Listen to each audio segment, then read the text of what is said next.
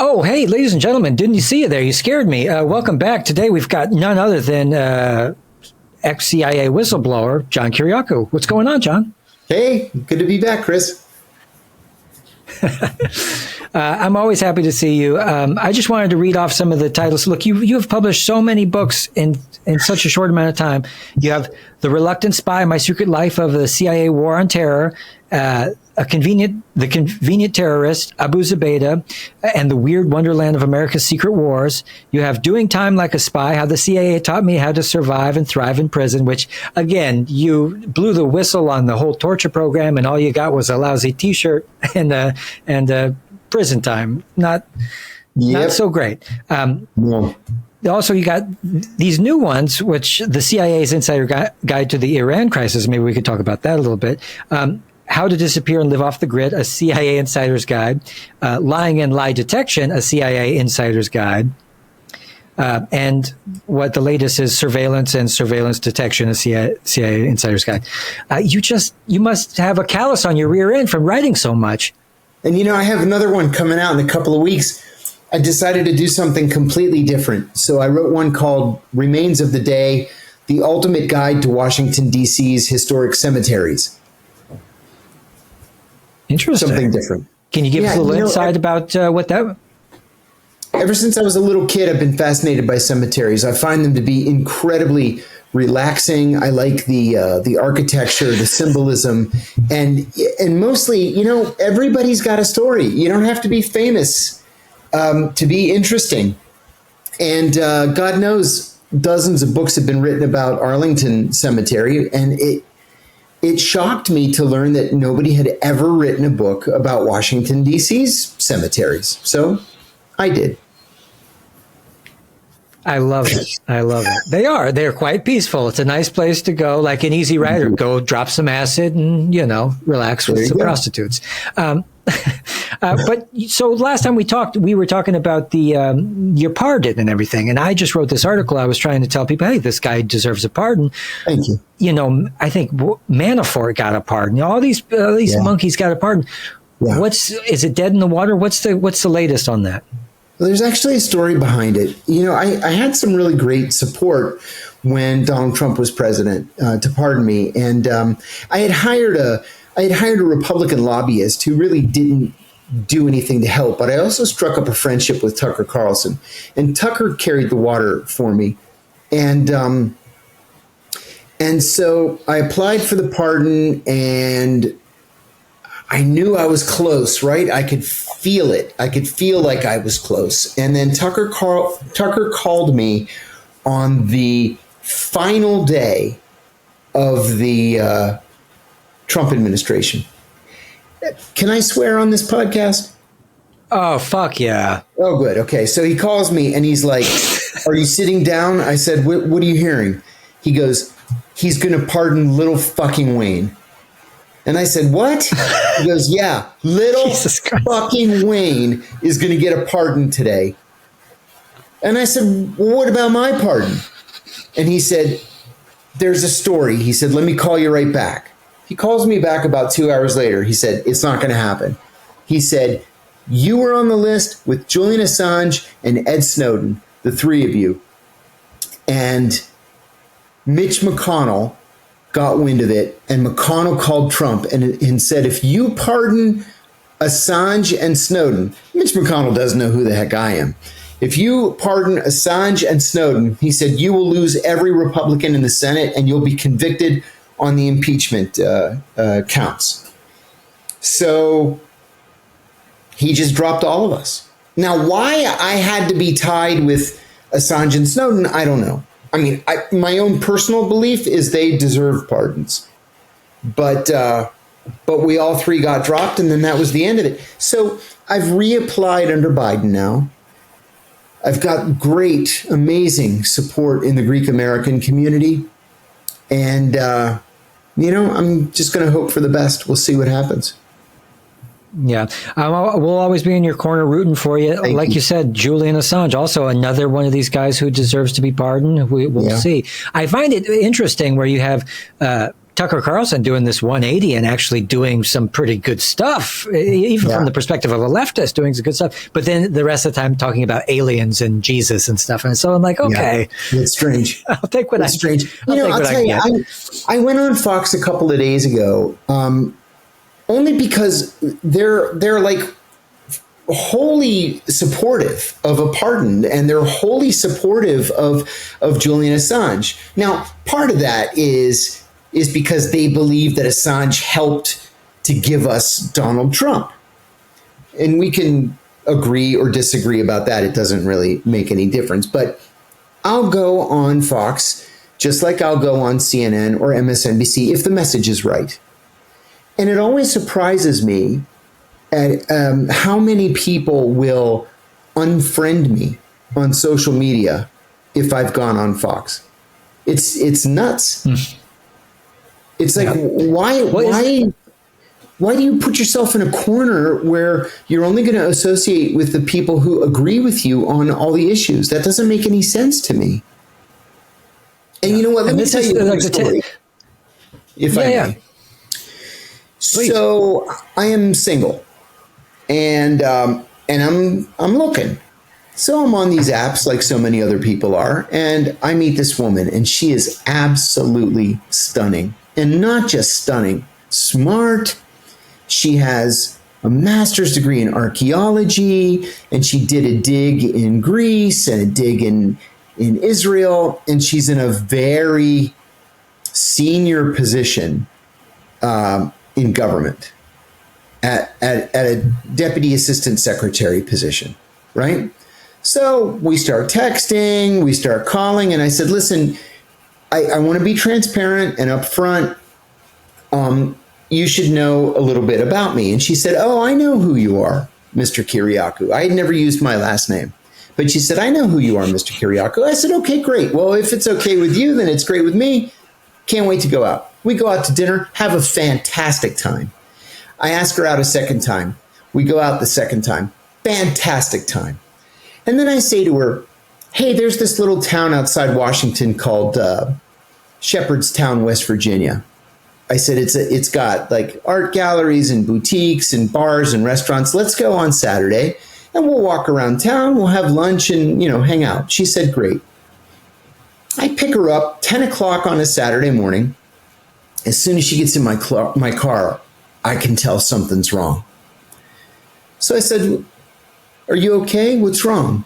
Nothing. She goes, nothing. Everything's fine. I said, well, clearly something's bothering you. What is it? And she says, well, I have doubts about your progressive credentials. And I said, excuse me? I said, I went to prison for my progressive credentials. And then she says, I saw a YouTube video of you last night in which you quoted Ronald Reagan. And I said, all right, I know what quote you're talking about. I said, Ronald Reagan was right when he said that government is the problem. It's not the solution to the problem. But the rest of that quote was, I said, even a broken clock is right twice a day. And she says, I just need to process this. I need to think about it. I'm like, okay, whatever. We go to Shepherdstown, have a nice time, but she's kind of cool for the day. Finally, around 3 o'clock, it starts to rain, and it's raining kind of heavily. So I said, look, why don't we just get in the car? We'll go back to DC. So we get in the car, and I don't like to sit on my phone when I'm in the car. So I take my phone out of my back pocket. I put it in the cup holder, and we're driving, and I get a text message. It goes, so I look, and I thought, fuck. It was a text message from Tucker Carlson. And it said, hey, buddy, haven't heard from you in a while. Let me know if you're free for a beer. So I give her the side eye like this just to see, has she noticed? And she's like, who was that, John? Yeah, looking at the text message. So I pretend I didn't notice. And then she goes, do you know Tucker Carlson? And I said, yes. And he's a lovely guy. You don't have to agree with him. I disagree with him on 95% of the issues, but he's a nice guy. And she says, take me home right now and don't ever call me again. Oh. So I did. But that's Washington in 2024. That's isn't that on par with your tagline from your show, the red team, blue team? Everybody needs to have this tribalistic, it's either red team, blue team. No in between, no nuance. That's it. Can you imagine, just as recently as the 1990s, Republican and Democratic members of Congress used to live together in group houses on Capitol Hill, play poker together on Fridays, go to church together on Sundays? Now they would just as soon kill each other. Yeah. Yeah. That's the level of the discourse. But the Democratic Party is in horrible shape. Terrible. The neoliberal, they have lost their minds. And it's all led by this old mummified guy walking around who's barely sentient. He doesn't know where he is half the time, can't find a chair to sit down in, all wandering off the stage. And then beyond that, just imperialist, genocidal kind of foreign policy. Even Kissinger said, I see no aim in the current United States foreign policy. Even Kissinger was like, you guys are doing it wrong. You know, it's funny that you say that, because just last night I had a similar conversation in which I told a friend of mine that as much of a genocidal maniac as Kissinger was, he at least had goals in foreign policy. You know, you can disagree about what he did in Chile and Cyprus and Vietnam and a dozen other places around the world, but you knew what his policy was. You knew what the goal was. And realpolitik was real. It was only because of Kissinger that Nixon went to China. It was only because of Kissinger that Nixon and Brezhnev were able to negotiate détente. And you're right. There's no discernible policy from this administration or the last one, for that matter. And even the one before, Barack Obama. I mean, it was just kind of a standard run-of-the-mill neoliberal, war-loving, you know, lead from behind and still pretend to be the leader kind of traditional policy. Nothing bold, nothing special, certainly nothing advocating peace in any way. No. And I mean, Kissinger didn't advocate for peace necessarily, but at the same time, the end result was, at least, and not that I'm for imperialism at all, but at least the end goal was to strengthen the United States. But in the case of everything since Bush, it's been actually to create more enemies abroad. That's right. It seems, or maybe that's on accident or whatever. But yeah, it just seems like there's not anything clear. Well, now we're steeped in Ukraine and everything like this. Mm-hmm. And look at the drone program, just as one example. You know, so many of us thought this was a fluke of the George W. Bush administration, and it wasn't. The drone program is probably the single most important recruiting tool for terrorist groups that exists.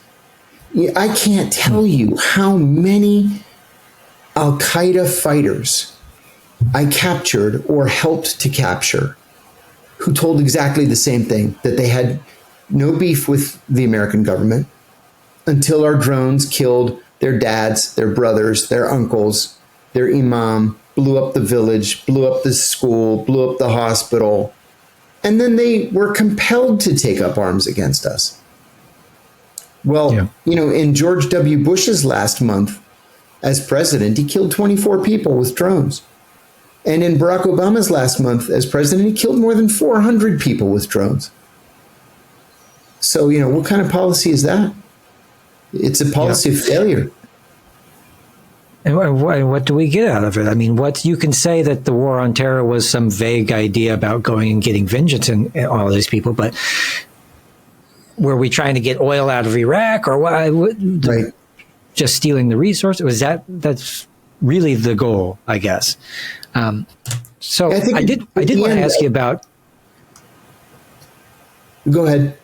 Yeah, I did want to ask you, because, you know, we got right now there's conflict in Georgia that seems to be instigated without any credibility. We don't know for sure, but it seems like the CIA is behind this color revolution that's going on in Georgia.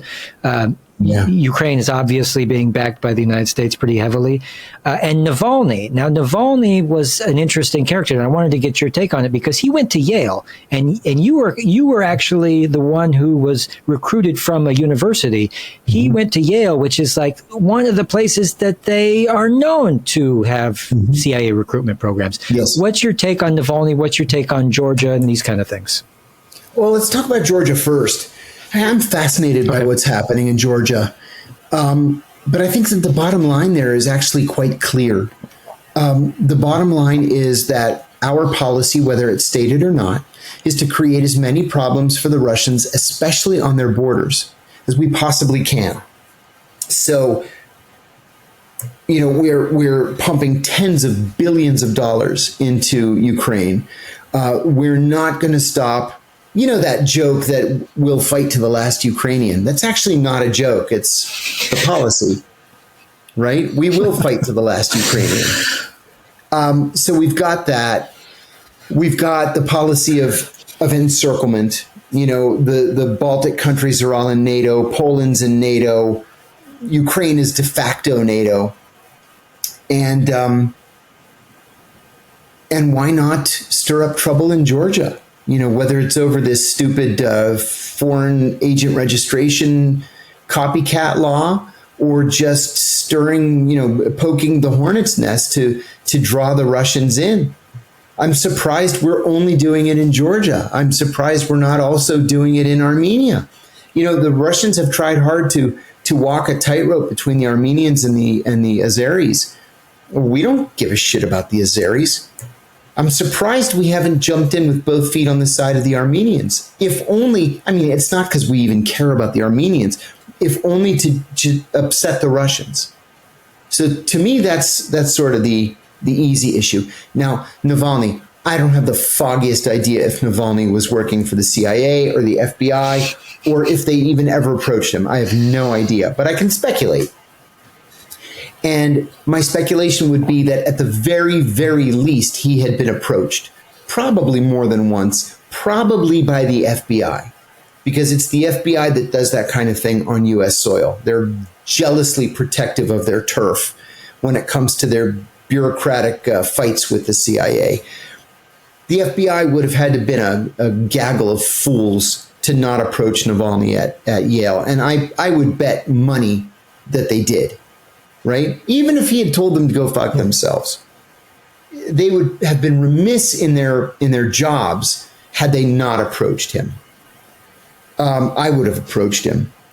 But you're right. And, you know, I want to point something out, too, because I get this question a lot. You know the story of how I joined the CIA. I was recruited in graduate school. My grad school advisor was actually undercover as a grad school advisor, looking for people who might fit into the CIA culture. He recruited me into the CIA. The truth was I was getting married 6 weeks after graduation. I had no job lined up. I wanted to see the world. I wanted to be involved in public service. So it was kind of a nice match for a while. That's different now. It's different since passage in 1993 of the Equal Employment Opportunity Act. You can't just do that, because what was happening is all these white male Eastern liberal undercover people were recruiting other white male Eastern liberal, you know, grad students. And so, you know, I remember in 1993 when it like dawned on him at the agency that we had no African Americans or women. The women were all in support positions. It's like nobody's black, nobody's Hispanic, nobody's Asian. Like, what are we doing? It's 1993, for heaven's sake.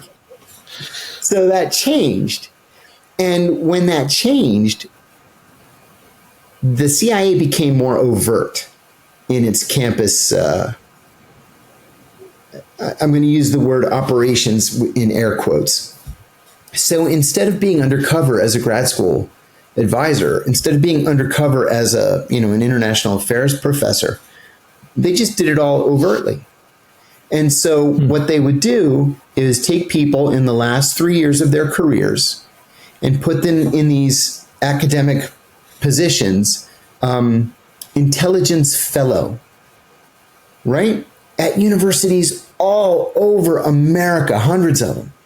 So if you're senior intelligence service, you've been a station chief, or you're a GS-15 former station chief, and you're getting ready to retire in 2 or 3 years, well, wouldn't you like a cushy position? I have a friend, for example, wanted to retire to the Midwest, to his hometown, and he had been a Soviet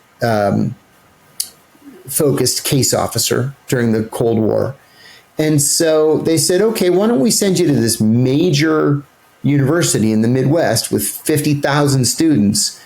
Why don't you teach a course on espionage in Soviet literature? That was one that they helped him make up.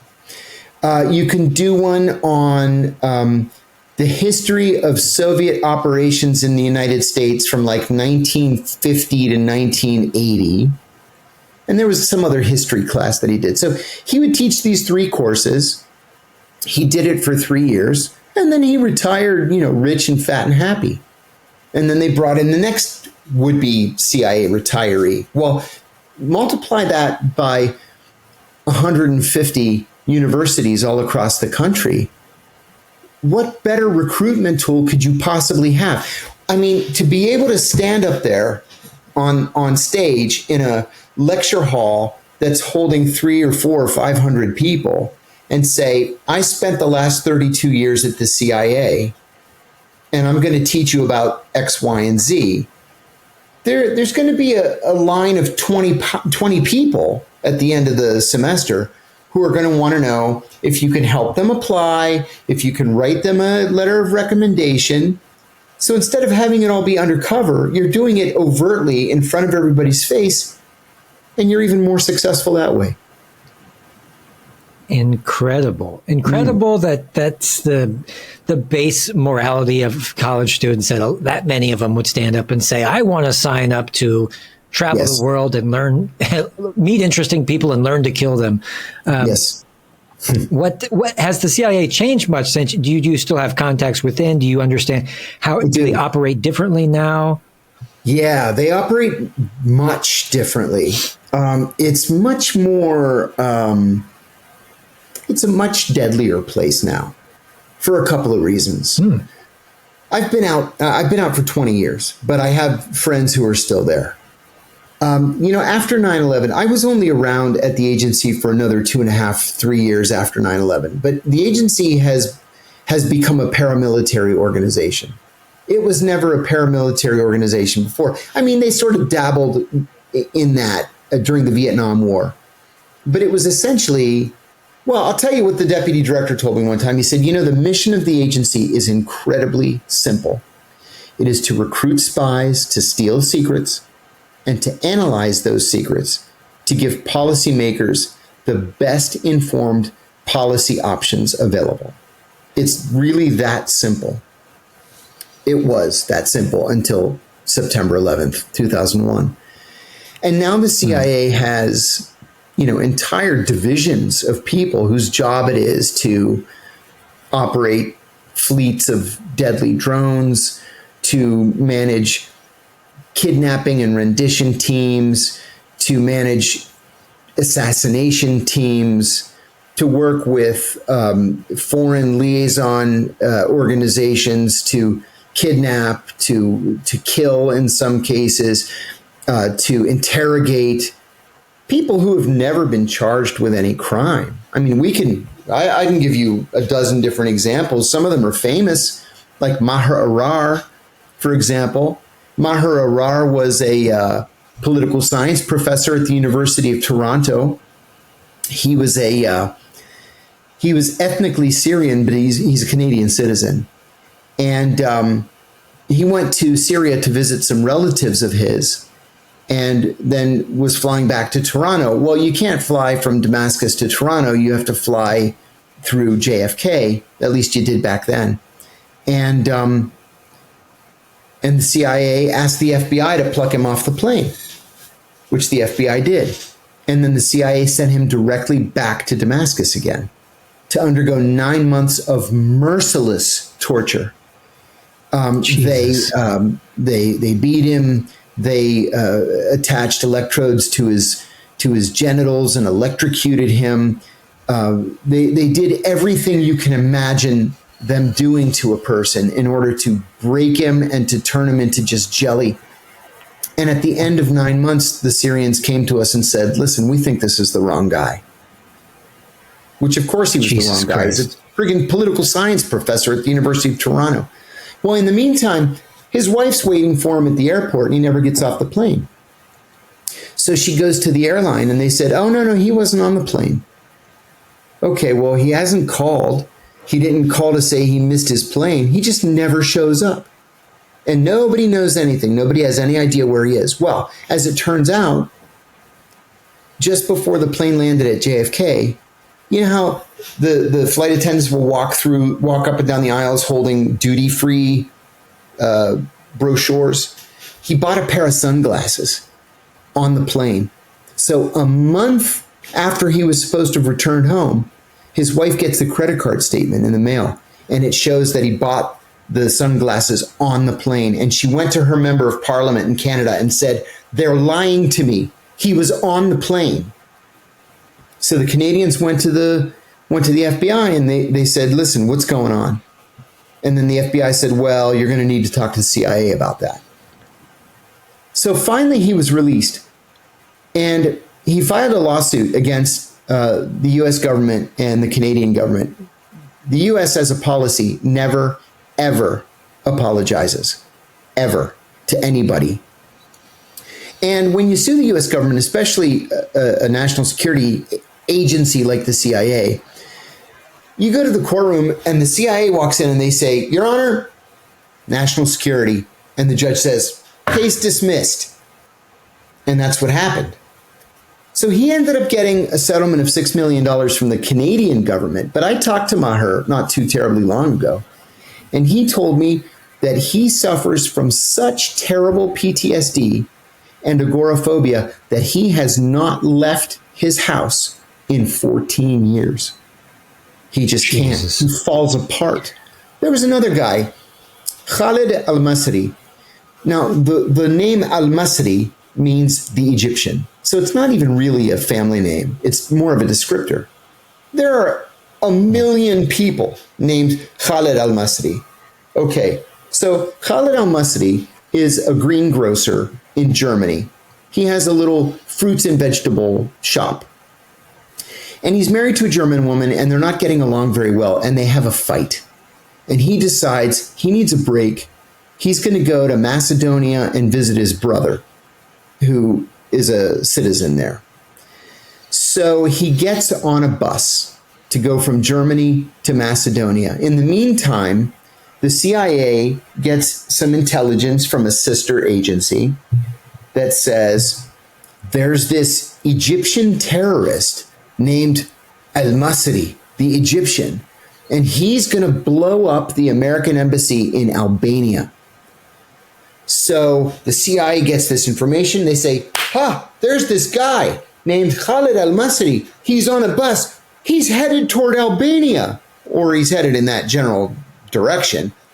We go to the Serbs. We said, grab this guy off the bus. He's going to blow up the American embassy. We grab him off the bus. They turn him over to the CIA. The CIA turns him over to the Egyptian intelligence service. The Egyptians pull out his fingernails. They electrocute him. Jesus. They beat him. They waterboard him. And then they come back to us and they say, listen, we think this is the wrong guy. This guy doesn't know anything. What the fuck, dude? Yeah, exactly. Jesus fucking Christ. Well, let me tell you something about Khalid al-Masri. He didn't give two shits about the United States when he went in.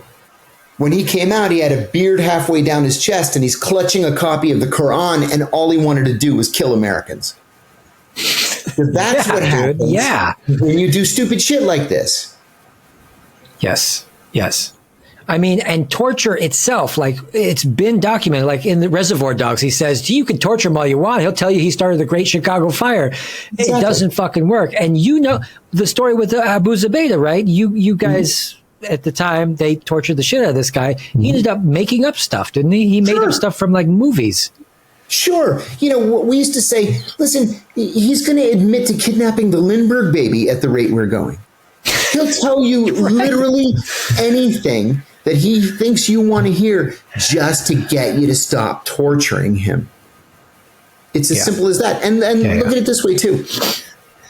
Even if they do tell you the truth, and they probably will, or at least they'll tell you elements of the truth during torture, there's so much garbage in there that they're telling you to get you to stop that it's going to take teams of analysts 6 months to get through all this trash just to get to the truth. And by then, you know, the attack you were hoping to disrupt or the bomb that you were hoping to defuse, it's already too late. Yeah. Keeping in mind that the CIA was an organization that originally started the MK Ultra project because they were quite positive that the Soviets had acquired magical telekinetic abilities and that they had to quickly match the thing. If 70% of the American public believe in angels, you can bet some of those delusional people work for government in these high up positions. There's nothing more frightening than a human being. I swear to God, John. So I don't know. Last time we talked, you've been on Sputnik News now, and I put you the link in my description, and YouTube completely shut me down, got me in trouble, a couple strikes on my account just for telling them where you could be found. Yes. And what's the deal with the information warfare these days? I mean, it's like, obviously, these social media companies are doing the bidding of whatever political both political parties, but a lot of the Twitter files was a big thing, right? But also like fake accounts doing fake stuff. Have you noticed this? Have you heard anything about this? I mean, you have NAFO trolls, the North American Fellow Organization, which is like pro-Ukraine. What have you heard? Yeah, there are a lot of new or newish organizations out there that have very important people on their boards of directors, for example, who have taken upon themselves to determine what outlets are giving you the truth and what outlets are not giving you the truth. You know, even the Pentagon, for example, is subscribing to some of these organizations where you get a green check or a red X when you type the URL into the browser. It's kind of crazy. But yeah, you know, YouTube and Twitter and Facebook and Instagram and really almost all of them except Telegram and Rumble have stricken us from their platforms. We went on my show in particular. You know, it's just a current events show, and it's just me and an American co-host who talk about the news of the day. We went from 35 to 38,000 downloads a day to 1,500 downloads a day, which is a good day, like 1,200 to 1,500. Yeah, and you know, just to give you an idea how silly this gets too, I had a weekly 30-minute segment called Criminal Injustice. Criminal justice reform is very important to me, as you might guess. So every Thursday, I would do 30 minutes with a guy named Paul Wright, who is the founder of the Human Rights Defense Center in Florida and the publisher of Prison Legal News magazine. So every Thursday for 30 minutes, we would talk about crooked cops, crooked prosecutors, crooked judges, 14 people in Texas last year dying of heat stroke in prisons because they refused to air condition them, stuff like that. Well, the Washington Post assigned a reporter to listen to the show one day. And the reporter finally published in the Post that, sure, everything I said was true, but I said it on a Russian network. And by saying it on a Russian network, get this, I was weakening our democracy. Okay, it's not the crooked judges, for example, in Pennsylvania who sold children to these kiddie jails, right? It's not the crooked Kids for Cash, yeah, Kids for Cash scandal, exactly, in Pennsylvania. It's not the crooked prosecutors who withheld exculpatory evidence or Brady material in order to run their conviction numbers up. I was the one who was weakening our democracy by reporting it. Yeah, that's what. Shame on you, John. I know, right? What kind of American am I? Dude, Putin could say the sky was blue, and then if you agreed with him, you would be spreading Russian disinformation. Yes. This is true. Yes. And I'll tell you one other thing it's about Sputnik. You know, Sputnik offered me a show in 2016, and I turned it down because I didn't want to work for the Russians. And then they came back in 2017 and they offered me a show again. And I said, well, I don't know. I said, listen, if I were to accept a show, I would want guarantees that I could say anything I wanted and I could criticize anyone I wanted, including Vladimir Putin. And the DC bureau chief said, done. And I said, really? I said, are you willing to put that in writing? Put that in the contract? He said, done. And he did. And so I say anything I want. Now, I've been there for 7 years. No one has ever asked me to say something or told me that I couldn't say something. I'll give you an example. Do you remember a couple of years ago, this ethnic Russian guy and his daughter were poisoned in York, England with Novichok, this poison, whatever it was, gas or residue or whatever. So my co-host at the time, he's like, you know, we shouldn't jump to conclusions. It could have been the Ukrainians. It could have been the Russian mob. And I said it was the KGB or whatever they're calling themselves today. This is what they do. They poison people, right? Let's just call a spade a spade. Well, the Russians didn't care. Nobody objected to it. I wasn't suspended or fired. Nobody even mentioned it to me. You know, because that's the deal. I can say anything I want. Yeah, I heard a colleague of yours, somebody who called into the show, they said, you know, Putin is a monster, blah, blah, blah. I was like, wow, he's on this Russian network and he can say this openly. This is totally against the narrative that Russian is so, you know, they're so constrictive and stuff. But in the United States, we're so free. And yet, you know, most of our media is owned by like 3 people and their family. Yeah, that's right. It's become a big joke. So we're both chronicling, on your show, you're chronicling the decline of Western civilization in real time. I do the same. I do a weekly show where it's like, this week in decline. And there's nothing we can do to stop it. We're just sitting here watching a slow motion train wreck, you know? Isn't that the truth? You know, we've got this uniparty. Isn't that? With 2 candidates, and it's like, seriously, this is the best we can do. An 81-year-old and a 77-year-old screaming at each other. This is the best we can do. Shame on us. You know, I'll tell you a funny thing too. In the 2020 campaign, I used to be a Democrat. I quit the Democratic Party in 2012 because it's not a progressive party. It's a right of center party. And if I want to be right of center, then, you know, what's the difference between the Democrats and the Republicans? But anyway, it became apparent, I'm sure you'll recall, that Joe Biden was going to be the nominee. And so I started paying closer attention. I'm a political junkie anyway, so I was paying attention, but I paid even closer attention. Well, you might remember in one of the debates, one of the primary debates, Biden is talking and his teeth fell out. Like his dentures just fell out. He had to catch them and put them back in his mouth. I'm like, seriously? And then he was doing a debate in Iowa and his eyeball started to bleed. You know how sometimes the white of your eye turns all red, usually from high blood pressure? His eyeball starts to bleed. And then the week before the Iowa caucus, he goes out on stage to give a speech, and the lights are really bright and people are chanting, "We want Joe, we want Joe." He was confused because he couldn't see from the lights where everybody was. He gave his entire speech with his back to the audience. His entire speech. It's all on YouTube. And that was 4.5 years ago. It's only worse now. Oh, man. Awful. Yeah. I just geriatric cobbled together like a Frankenstein monster, probably pumped full of narcotics to get him to stand upright and go out on the stage.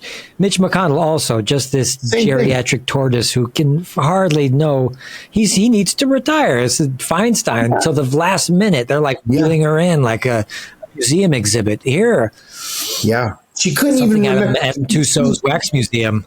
Yeah, in her last couple of weeks in office, she tried to cast a vote against her own amendment, and they had to correct it because she was so demented. She didn't even know what she was doing.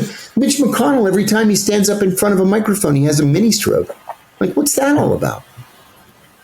One time when I was in college, I went to a congressional hearing. I went to a Senate hearing, and Strom Thurmond was the chairman of the Senate Judiciary Committee.